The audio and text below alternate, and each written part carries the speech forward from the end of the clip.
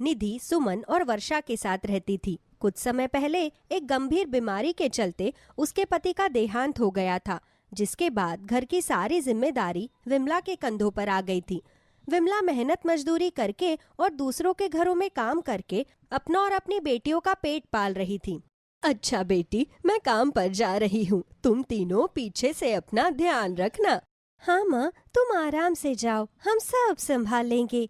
उसके बाद विमला अपने काम पर चली जाती है। विमला अपनी तीनों बेटियों के लिए खूब मेहनत करती थी। फिर माँ हमारे लिए इतनी मेहनत करती है, हमें भी माँ के लिए कुछ करना चाहिए। लेकिन हम क्या करेंगे सुमन? मतलब हमें भी कोई काम ढूंढ लेना चाहिए ताकि माँ को थोड़ा सहारा मिल जाए। तुमने सही कहा सुमन, हमारी माँ कब तक अकेले सब संभालेंगी? तभी वहाँ पर निधि आ जाती है। अरे दीदी, वैसे भी कुछ समय बाद हमारी शादी हो जाएगी और शादी के बाद तो माँ को अकेले ही रहना होगा। ये तुम कैसी बातें कर रही हो निधि? वो हमारी माँ है, उन्होंने हमारे लिए मेहनत की, इतना काम करके हमें पाला पोसा, तो अब हमें भी उनके लिए कुछ करना चाहिए। और रही बात शादी की, तो अभी हमारी शादी नहीं हुई और शादी के बाद भी हम माँ को अकेला नहीं छोड़ेंगे। हाँ, बल्कि मैं तो कह रही हूँ कि हम माँ को अपने साथ ही ले जाएंगे। देखो, तुम दोनों को जो करना है करो, मैं तो चली। ठीक है, अब से हम काम पर जाएंगे, तुम घर का ध्यान रखना। हाँ ठीक है। निधि के जाने के बाद ये लड़की भी ना सिर्फ अपने बारे में ही सोचती है। कोई बात नहीं सुमन, तुम इसे छोड़ो, अब हम काम ढूंढने चलते हैं। उसके बाद सुमन और वर्षा काम ढूंढने जाती है। पहले तो उन्हें काम नहीं मिलता, फिर उन्हें दूसरों के घरों में साफ सफाई का काम मिल जाता है।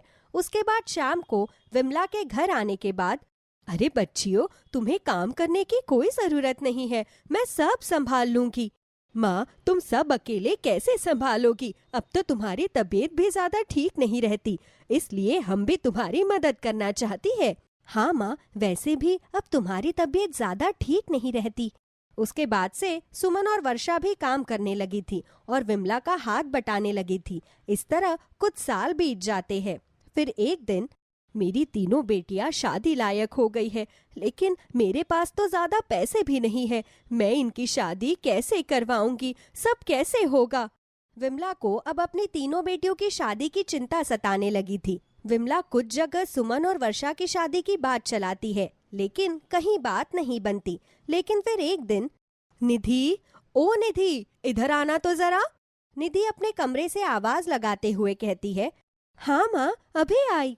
लेकिन फिर भी निधि नहीं आती, तो विमला कमरे